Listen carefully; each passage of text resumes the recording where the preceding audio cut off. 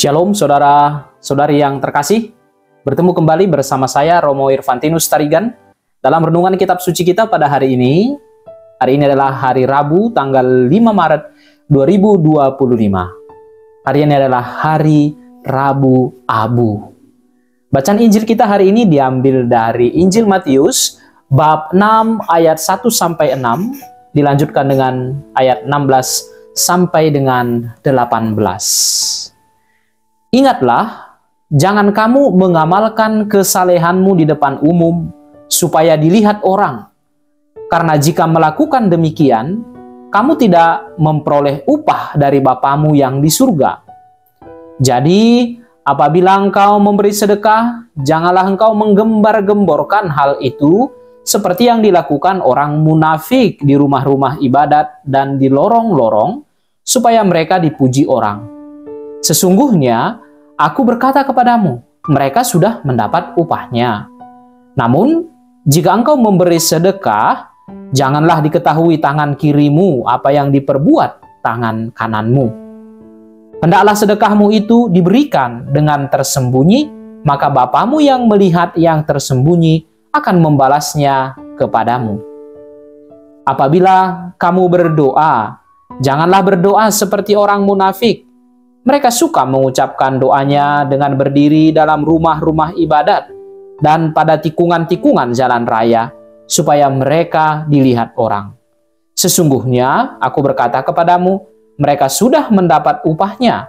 Namun, jika engkau berdoa, masuklah ke dalam kamarmu, tutuplah pintu, dan berdoalah kepada Bapamu yang ada di tempat tersembunyi. Maka Bapamu yang melihat yang tersembunyi akan membalasnya kepadamu. Apabila kamu berpuasa, janganlah muram mukamu seperti orang munafik. Mereka mengubah air mukanya supaya orang melihat bahwa mereka sedang berpuasa. Sesungguhnya aku berkata kepadamu, mereka sudah mendapat upahnya. Namun, apabila engkau berpuasa, minyakilah kepalamu dan cucilah mukamu, supaya jangan dilihat oleh orang bahwa engkau sedang berpuasa, melainkan hanya oleh Bapamu yang ada di tempat tersembunyi. Bapamu yang melihat yang tersembunyi akan membalasnya kepadamu. Saudara dan saudariku yang terkasih, hari ini kita memasuki masa Prapaskah, sebuah waktu istimewa dalam perjalanan iman kita. Di awal masa tobat ini, kita menerima tanda abu di dahi kita. Sambil mendengar kata-kata, bertobatlah dan percayalah pada Injil, atau ingatlah, engkau berasal dari debu dan akan kembali menjadi debu.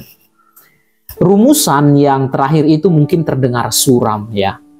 Tetapi sebenarnya ini adalah sebuah undangan untuk bertanya pada diri sendiri, apa sebenarnya yang ku kejar dalam hidup ini? Apa yang benar-benar bernilai sebenarnya bagiku? Karena toh nanti aku akan kembali menjadi debu. Karena toh nanti pada suatu saat bumi ini berputar tanpa kehadiran kita masing-masing. Yesus dalam Injil hari ini, saudara-saudari, memberi kepada kita 3 petunjuk utama untuk menjalani Prapaskah dengan benar. Pertama, bersedekah, berdoa, lalu berpuasa. Namun, ada satu sikap mendasar yang sangat-sangat ditekankan oleh Yesus dalam Injil hari ini. Apa itu? Janganlah melakukannya untuk dilihat orang, melainkan lakukanlah untuk Tuhan. Coba kita renungkan saudara-saudari yang terkasih. Pernahkah kita memberi sesuatu, entah barang, entah uang, atau sekadar bantuan kebaikan yang sederhana, tetapi di dalam hati kita ada harapan orang mengetahuinya? Ya, tentu saja pernah demikian. Setiap manusia pernah demikian. Kadang memang kita ingin dipuji sebagai orang baik, tapi Yesus mengingatkan, jika kita melakukan kebaikan hanya supaya orang lain melihat dan memuji, maka pujian itulah satu-satunya upah yang kita dapatkan. Tidak lebih dari itu. Ya, kita dapat upah juga, pujian itu. Tetapi jika kita memberi dalam keheningan tanpa mencari pengakuan, Tuhanlah yang akan melihatnya. Dan upah dari Tuhan jauh lebih berharga daripada sekadar pujian manusia. Sebab bagi Tuhan, saudara-saudari yang terkasih, yang penting bukan seberapa banyak kita beri, tetapi seberapa tulus hati kita saat memberi. Maka di masa Prapaskah ini, mari kita bertanya pada diri sendiri. Apakah aku sudah memberi dengan hati yang benar? Ataukah aku masih mengharapkan pengakuan dari orang lain?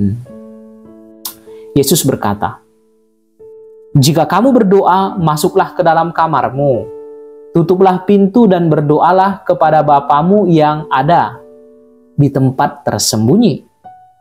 Yesus tidak melarang berdoa bersama atau doa di tempat umum, tetapi Ia ingin kita memahami bahwa doa sejati adalah doa yang lahir dari hati yang sungguh hadir di hadapan Tuhan.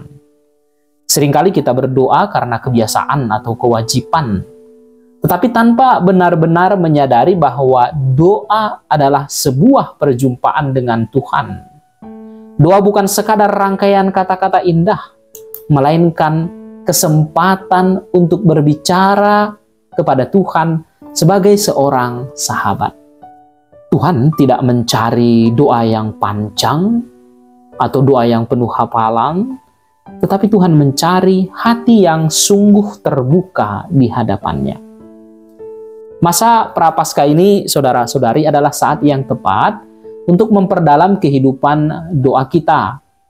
Mari bertanya pada diri sendiri, apakah aku sungguh memberi waktu untuk berdoa dengan hati yang hadir? Ataukah aku hanya berdoa karena rutinitas? Lalu saudara-saudari, ketika mendengar kata puasa, mungkin pertama yang terlintas dalam pikiran kita adalah menahan lapar, menahan haus. Namun Yesus mengajarkan bahwa puasa yang sejati lebih dari sekadar tidak makan. Puasa adalah latihan hati untuk menjauhkan diri dari hal-hal yang menghalangi kita untuk lebih dekat dengan Tuhan. Mungkin kita perlu berpuasa dari media sosial yang membuat kita sibuk membandingkan hidup kita dengan hidup orang lain. Mungkin kita perlu berpuasa dari sikap mudah menghakimi. Mungkin kita perlu berpuasa dari kebiasaan menunda-nunda waktu doa. Intinya saudara-saudari, puasa adalah kesempatan untuk berkata kepada Tuhan, "Aku ingin lebih banyak tempat untukmu dalam hidupku." Mari kita bertanya pada diri sendiri, saudara-saudari, apa yang selama ini paling sering mengalihkan perhatian kita dari Tuhan? Apa yang bisa aku lepaskan agar aku bisa lebih fokus kepadanya? Semua yang kita lakukan, bersedekah, berdoa, dan berpuasa, bisa menjadi tindakan yang sangat baik. Tetapi Yesus menantang kita untuk bertanya lebih dalam, mengapa aku melakukan ini? Dalam khotbahnya di bukit yang kita dengarkan hari ini, Yesus mengguncang cara berpikir kita. Ia memperingatkan bahwa bahkan hal-hal yang baik bisa menjadi sia-sia jika dilakukan dengan motivasi yang salah. Kita bisa memberi sedekah, tetapi jika tujuannya hanya agar dilihat orang, itu tidak ada artinya di hadapan Tuhan. Kita bisa berdoa, tetapi jika hanya untuk pamer kesalehan, doa itu kosong. Kita bisa berpuasa, tetapi jika hanya untuk kebanggaan diri, maka itu tidak membawa manfaat rohani. Yesus melihat jebakan tersembunyi di balik tindakan kita. Saat memperhatikan para pemuka agama pada zamannya, ia menyadari bahwa spiritualitas mereka menjadi palsu karena mereka kehilangan makna dari tindakan mereka. Mereka melakukan hal-hal baik, tetapi bukan untuk Tuhan, melainkan untuk mendapat pujian dari orang lain. Oleh karena itu, Yesus mengajak kita untuk kembali pada keheningan. pada kesederhanaan, pada hati yang benar-benar terarah kepadanya. Saudara-saudariku yang terkasih, tanda abu yang kita terima hari ini bukan sekadar simbol, tetapi sebuah pengingat bahwa hidup kita di dunia ini hanya sementara. Bukan pesimis atau menakut-nakuti, tetapi untuk menjadi pengingat bahwa kita harus menggunakan hidup kita untuk sesuatu yang bermakna. Kita harus membuat hidup kita bermakna dan menjadi berkat bagi orang lain juga. Masa Prapaskah ini, saudara-saudariku, adalah kesempatan untuk kembali ke Tuhan dengan hati yang baru. Belajar memberi dengan ketulusan tanpa mencari pujian, berdoa dengan sungguh-sungguh bukan sekadar rutinitas, berpuasa dari hal-hal yang menghalangi kita dari kasih Tuhan, atau banyak aksi lain yang kita boleh lakukan. Ketika menjalani masa tobat ini dengan hati yang benar, kita sebenarnya tidak hanya mempersiapkan diri untuk Paskah, tetapi juga memperdalam relasi kita dengan Tuhan. Dan yang indah adalah Tuhan tidak hanya menunggu kita di akhir perjalanan, tetapi Dia berjalan bersama kita di setiap langkah. Maka saudara-saudari, mari kita jalani masa tobat ini dengan sukacita, dengan hati yang murni, dengan semangat yang sungguh ingin kembali kepada Tuhan. Tuhan memberkati kita semua. Amin.